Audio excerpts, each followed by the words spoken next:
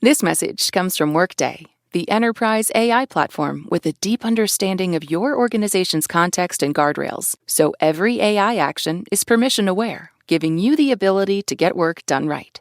It's a new Workday. Hey, big news. Planet Money is going on tour to promote our first ever book. It comes out in April, and we'll be celebrating in about a dozen cities. There's a limited edition tote bag that is included with your ticket while supplies last. Details, dates, and how to get your ticket at planetmoneybook.com. The link is in the show notes. This is Planet Money from NPR. Wysina Williams still remembers the day she went to go watch a public housing tower near where she lived in North Philadelphia get knocked down. I assumed that it was going to fall over. So I don't know how it, like, you heard dynamite like 6 times go off. Then it was like, boom, boom, boom, boom, boom, boom, boom. The tower was part of a development called Cambridge Plaza. Wysina and some friends had walked over to see just what happened when you blew up a 14-story building.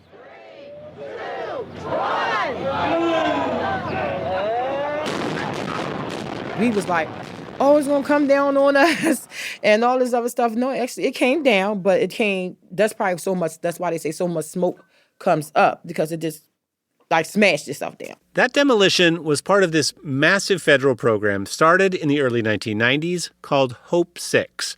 Congress wanted to do something to deal with all of these incredibly rundown public housing projects around the country. Hope 6 provided money to demolish hundreds of those projects and, in a lot of cases, to replace them with newer and better buildings. Wysina, she herself lived in public housing. She grew up in a low-rise development nearby called the Richard Allen Homes. What were the Richard Allen homes like? Depressing. Like, we went to school and came home. Because it wasn't safe to be out on the street. So, let me use you.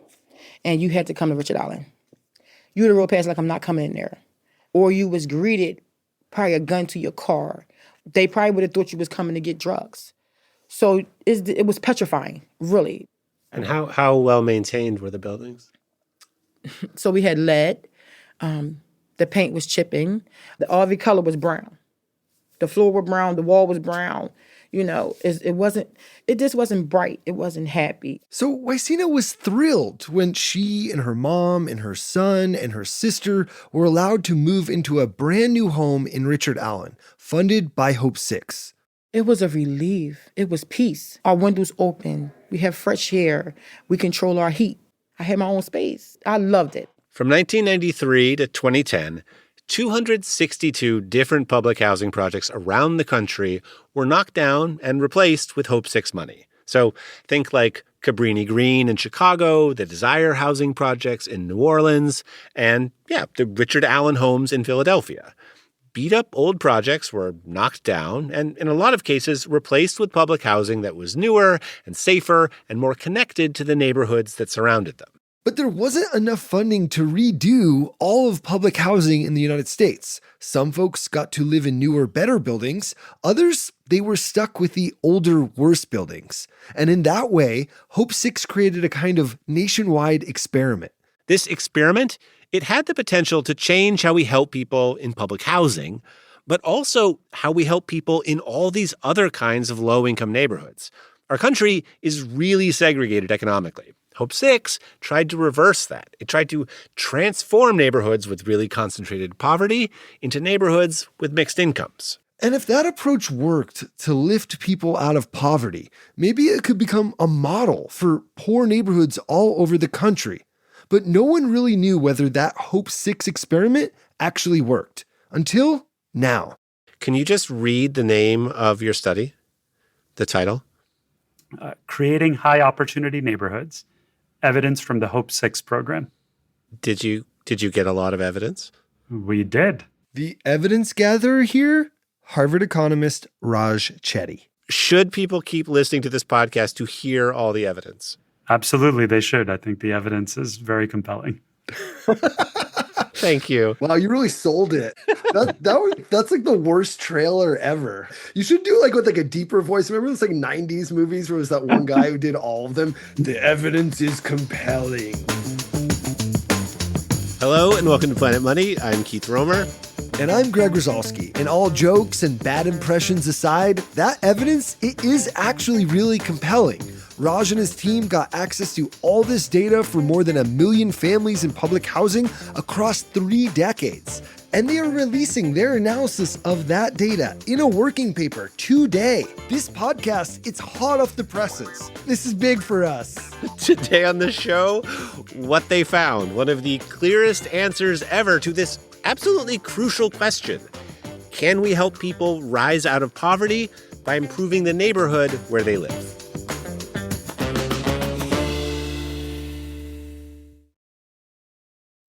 This message comes from Workday. Guessing is for game shows, not your business, especially when your margin for error is 0. Workday is the enterprise AI platform for HR, finance, and IT with a deep understanding of your organization's context and guardrails. So every AI action is permission-aware, giving you accuracy 24/7 and the ability to not just get work done, but get it done right. It's a new Workday. This week on Wait, Wait, Don't Tell Me, we talked to legendary musician Jason Narducy about being in a punk band when he was just 11 years old. We broke up when I was 12, and I just felt like I needed to go through puberty without band drama. Don't miss our full conversation and the rest of our games. Listen to the Wait, Wait, Don't Tell Me podcast in the NPR app or wherever you get your podcasts. Regular listeners of Planet Money may recognize the name of our economist, Raj Chetty. He's been on the show before. Greg, you are something of a Raj Chetty superfan. Yeah, I guess, Keith, some people have Tom Brady. I have Raj Chetty. Greg, I'm just going to play the tape of you greeting Raj when he came into the Zoom with us. Well, if it is not the Beyonce of economics. Hey there, Greg. How are you? Good, how are you? So Raj is kind of an icon. He leads this research group at Harvard called Opportunity Insights. They do world-class research on really important problems. You know, they try to figure out what actually works to fight poverty, reduce inequality, and make the American dream like a reality for low-income people. And there is one big factor that shows up again and again and again in their work. We found through a series of prior papers that the neighborhood in which you grow up, the block in which you live, the school you attend really matters for your life outcomes. Probably their most famous research looked at what happens when low-income kids move to more affluent neighborhoods. And we found that if you move at a younger age, especially to an opportunity-rich area, you end up doing dramatically better later in life. If you have more high-income connections as you're growing up, people who are in more successful careers, who have better jobs, etc., you yourself are more likely to rise out of poverty. Those younger kids who moved to better off neighborhoods ended up being more likely to go to college and to earn more as adults. Which obviously was a very promising result. But Raj says it was a little hard to use what they learned as a model for generating upward mobility everywhere. I think that, approach of desegregation and moving to opportunity has a lot of value, but it's not scalable. You can't move everyone to a different neighborhood. All right, moving kids works, but it isn't scalable. So what if you flip that idea on its head? What if instead of moving low-income kids to better off neighborhoods, you could move better off neighborhoods to those kids? Maybe there's a way to transform poor neighborhoods themselves into places that help kids escape poverty. And that's a question that led to this study where we essentially analyzed the largest effort ever in the U.S. to revitalize high-poverty neighborhoods, which is the Hope 6 neighborhood revitalization program. Hope 6, that program we were talking about with Wesina before. The idea behind the policy was not to just replace rundown old housing projects with newer housing projects. It was to change the way public housing interacted with the cities that surrounded them, specifically to desegregate neighborhoods economically. Yeah, the old housing projects had really separated low-income people from the rest of their community. Those places were essentially islands that were cut off from the surrounding neighborhoods. There's very little interaction between people living in those housing projects and the people nearby. In the new Hope 6 projects, there was, by design, a mix of different kinds of housing. Some public housing, some housing for people who made too much to qualify for public housing, and some full-on market rate housing. And you could see the change in the neighborhoods in this really physical way. Wysina, the woman from the Richard Allen homes in Philadelphia, she still lives there today. She's actually the tenant council president. And when I was down in Philly, she offered to take me on a tour. We're going to get that out the way because it's cold. Okay. So I'm going to grab my coat, let them know what I'm about to do, and then we out. Love it. Okay. Some of the buildings in the Richard Allen homes were built during Hope 6. Some of them were old ones that never got knocked down. This part what we call the new, and then when we get on 10th and Brown, that's where the old is still at. First, she took me to see one of the old buildings. On both sides of the street were these 3-story tall brick apartment buildings. Wysina told me that back in the day, none of those buildings had doors onto the street. Like it was just one long brick wall with a few windows for the length of the whole block. You didn't have a door. Your door was in the inside. So it was like closed off to the street. Yes. The old buildings, they were really isolated from the outside world. To get inside, you had to enter in through this courtyard that basically only someone from Richard Allen would even go into. Like I call it the pit, like you were just in the middle of the pit. It was almost like the old version of the Richard Allen homes was designed to keep people from the projects from interacting with anyone who wasn't also from the projects. From there, Wysina walked me over a couple of blocks to the new buildings that came in with Hope 6. 2-story brick houses facing onto the street, each with their own front yard. I mean, these houses have like a lot of space between them, right? Yes. Like it's almost like we're in the suburbs a little bit. Right. I think they wanted to make it more like a family so the kids can come out inside and play and do stuff that they wanted to do. They made it like homes, like, a neighborhood again. Instead of being disconnected on its own island, the public housing in the new Richard Allen homes is open to the surrounding neighborhood. It's connected to it. And on blocks where there used to be just public housing for low-income people, now there's housing for people with different incomes. It literally transformed the neighborhood economically. So, the question for Raj and his team was, did Hope 6 actually help to reduce poverty and improve upward mobility? And to answer those questions, they got their hands on these massive data sets. We studied more than 1 million families, followed them over decades, and looked at how their own outcomes, their kids' outcomes changed over time. Adults did not benefit that much from living in an area that was revitalized. However, very importantly, kids benefited substantially. Raj and his colleagues looked at the kids who grew up in the revitalized Hope 6 developments and saw what they were earning as adults at age 30. So if you grew up in the exact same place after it was revitalized through this program, in a mixed income neighborhood with additional services, basically a better environment in many different ways, you ended up earning about 50% more if you grew up from birth in one of these places, 50% more than if you had grown up in the exact same place pre-revitalization. So that's an enormous change in kids' outcomes.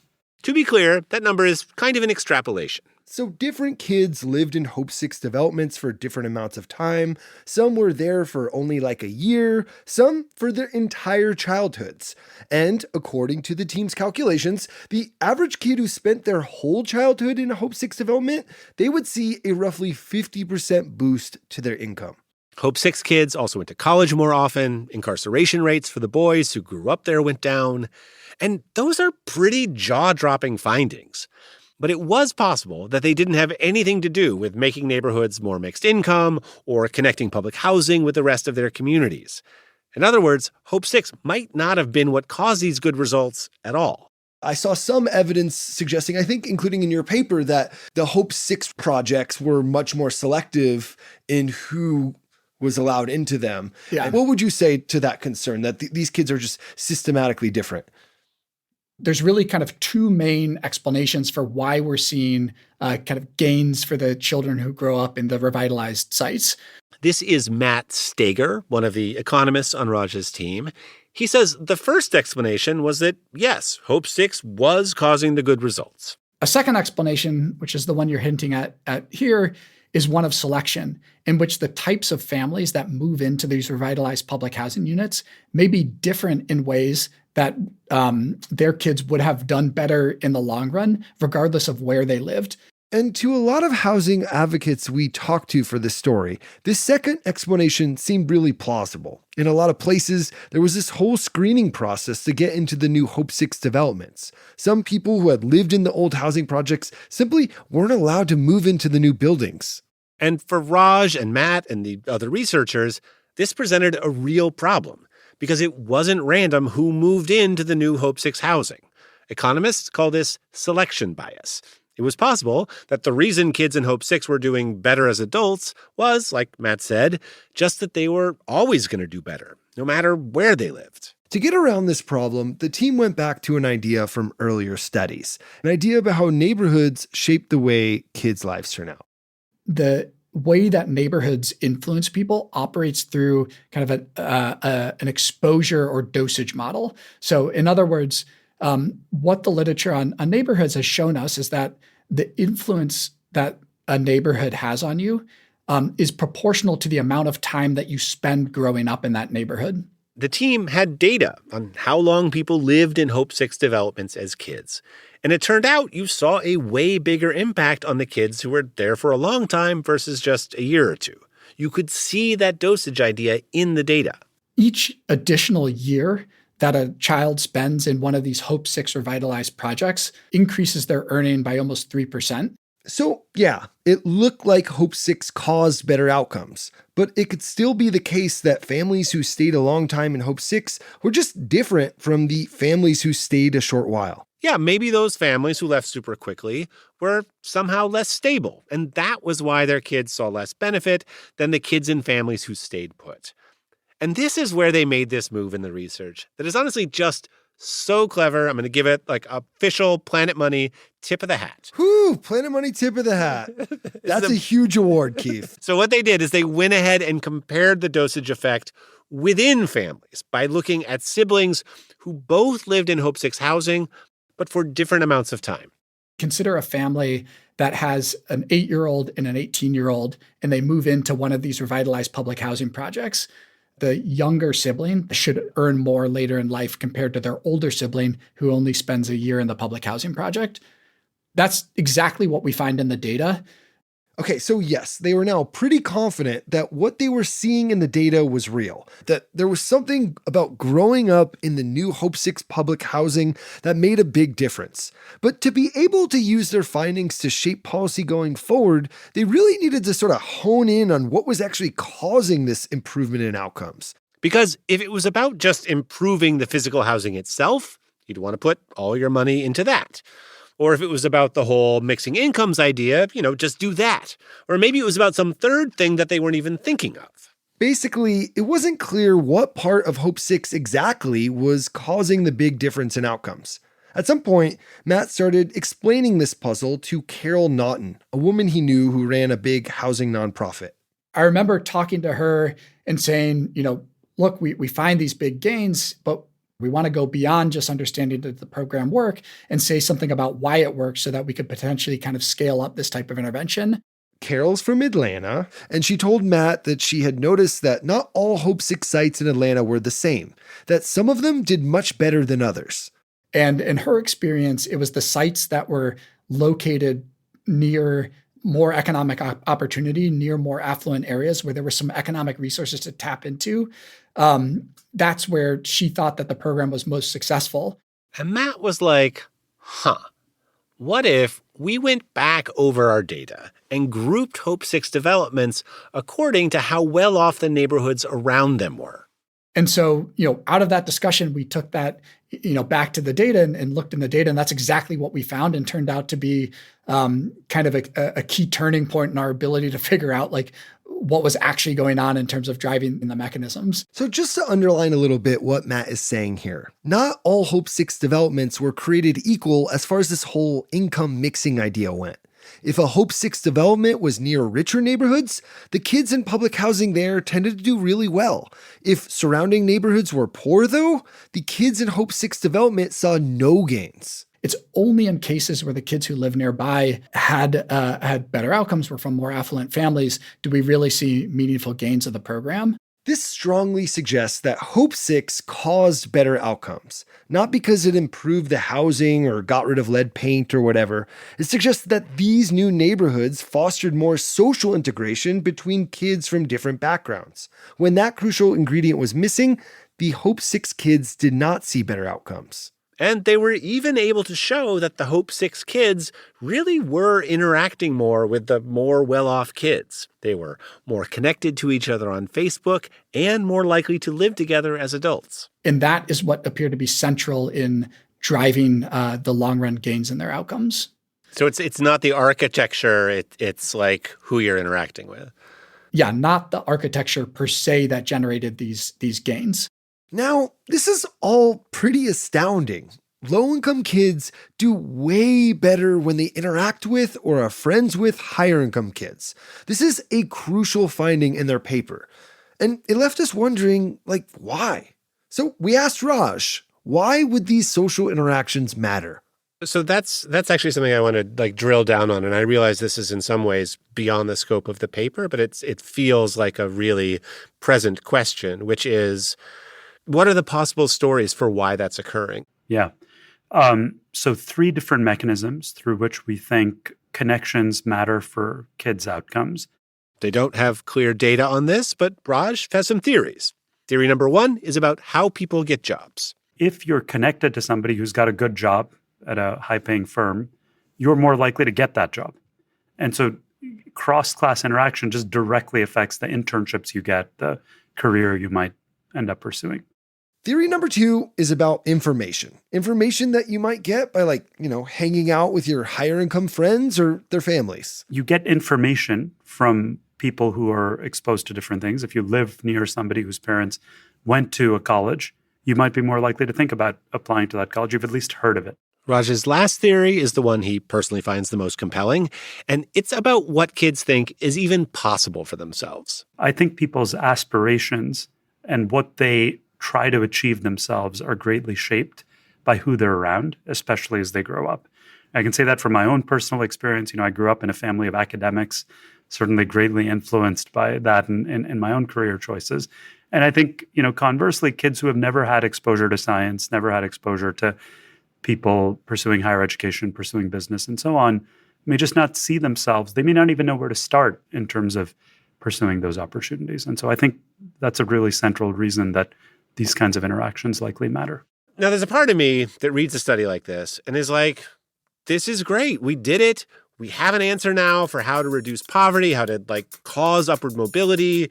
We're done.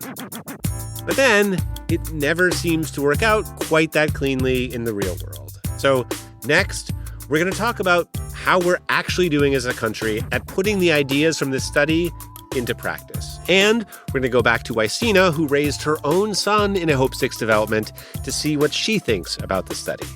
All of that after the break.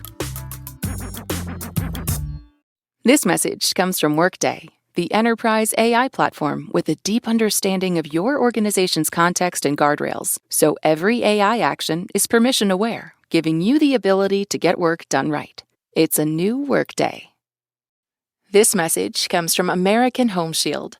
It's not a matter of if an appliance or system, like your HVAC, will break, but when. Without a home warranty, these repairs or replacements can cost thousands. But with an AHS home warranty, they will fix covered breakdowns, helping protect your wallet. Get 20% off all plans at ahs.com/NPR and see promo details. See ahs.com/contracts for coverage details, including service fees, limitations, and exclusions. This message comes from Thumbtack. Recommendations can be great. Maybe someone recommended this podcast, and here you are. But home projects are different. If a podcast isn't your thing, you lose a few minutes. If you hire your cousin's neighbor to mount your TV, you might end up with a lopsided screen and wall damage. That's why Thumbtack works. It matches people with top-rated local pros with photos, reviews, and credentials all in one place. For your next home project, try Thumbtack. Hire the right pro today. Okay, so there are a few things you need to understand about Hope 6, this program that really changed outcomes for kids who grew up in public housing. The first is that it doesn't exist anymore. Funding for the Hope 6 program ended 14 years ago. in part because of some legitimate criticisms of how Hope 6 was implemented. The biggest criticism was that it knocked down a ton of public housing that it didn't replace. Almost 100,000 units were demolished, but only 55,000 public housing units were built back in their place. Tens of thousands of families were functionally kicked out of public housing by Hope 6. Raj and Matt made it very clear that it would actually be a mistake to read their research as a recommendation to just resurrect Hope 6. Our analysis definitely does not kind of endorse Hope 6 as a program. I think concerns around displacement should be taken very seriously. And so if one was trying to understand whether Hope 6 is a good or a bad policy, you'd really want to think seriously about how to weigh, the benefits that we're estimating in our paper against the kind of displacement costs, which we have not tried to quantify in any real way. So yeah, Hope 6 had some big issues, but it also integrated low-income kids with high-income kids, and that had a really positive impact on their future outcomes. Raj and Matt think that finding, it matters for a lot more than just public housing. The country as a whole, it seems to be growing more and more economically segregated. About half of low-income neighborhoods are just as socially isolated as Hope 6 projects were prior to revitalization. As part of their research, they built an interactive map that lets you zoom in on 1,500 different neighborhoods around the country that could benefit from something like Hope 6. These neighborhoods with concentrated poverty that could be better connected to more affluent neighborhoods nearby. Ross says there are still federal programs that try to revitalize low-income neighborhoods, but they're underfunded and not designed as well as they could be. I think we could be doing more in terms of housing policy to create opportunities.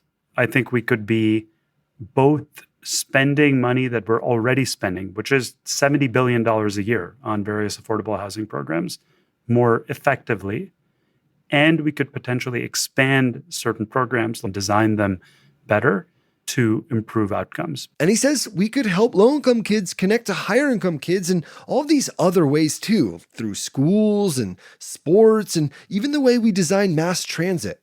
The policy choices don't only have to be about housing. But they have that same effect of creating that interaction that really seems to be the key mechanism through which Hope 6 had an effect. So, how does all this look to someone who actually lived through it? I asked Wysina, the woman who showed me around the Richard Allen homes, what she made of this study. Because she has this really interesting perspective on the changes that came with Hope 6. She moved into a new Hope 6 building when she was 19. Her childhood happened in the old version of Richard Allen homes. She says almost all her friends growing up were from there. But her son, he grew up in the new version. Do you feel like your childhood was different from his childhood? Yes. How? Educational-wise, living-wise, just growing up. Wysina says her son always did what he was told. He was kind of a rule follower. He was really into Legos and electronics as a kid. My son is a weirdo, and I love it. When I say not street smart at all, but he loves, taking that leap. And she says he met kids from all over, including kids who lived outside of public housing. And yeah, some of them had parents who were better off financially. Do you think that had any impact on his life? Yes, I really do. Wysina's son graduated from high school about a decade ago. My son is 29. 18, he went to Penn State. He was there for a year, then he moved on to a trade school. All on his own. I mean, not saying me and his dad didn't help out financially, but him doing it himself, knowing what he wanted. The idea that kids who grow up in better public housing, in mixed income neighborhoods, that they would have a better chance of getting out of poverty, Wysina buys it. Well, yes, they will. Because the atmosphere, the surroundings. Because you're coming from a mentality where you're caged in, where now you're not. So yes, I do agree. Yes. They will make more, they will succeed. Yes. Wysina's son turns 30 this year, the age Raj's team looked at to see how Hope 6 kids' economic lives turned out. Her son, he's engaged, he's got a steady job driving a semi-truck, and he's studying to get certified as an HVAC technician.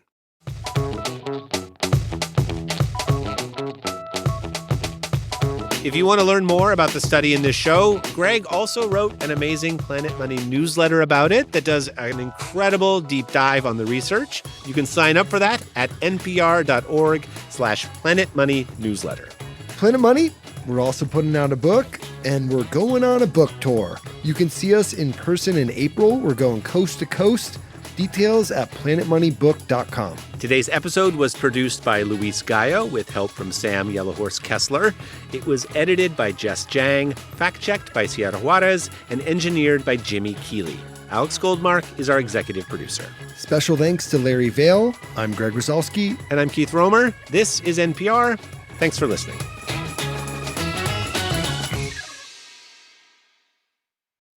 This message comes from Workday. Guessing is for game shows, not your business, especially when your margin for error is zero. Workday is the enterprise AI platform for HR, finance, and IT with a deep understanding of your organization's context and guardrails. So every AI action is permission-aware, giving you accuracy 24/7 and the ability to not just get work done, but get it done right. It's a new Workday.